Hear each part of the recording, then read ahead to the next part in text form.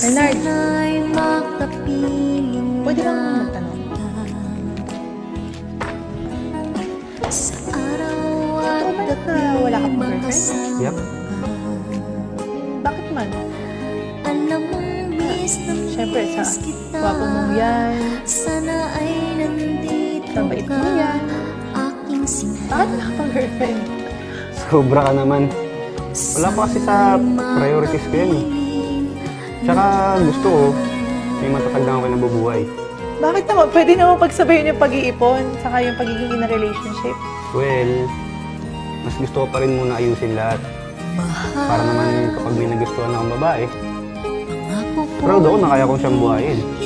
Oh, edi, boyfriend-girlfriend muna. Pwede naman yun. Bakit parang kasal na agad yung iniisip mo? Alam mo, Amy, ako kasi, kapag nanligaw ako, siya na yung iniisip ko na makakasama sa buhay na to.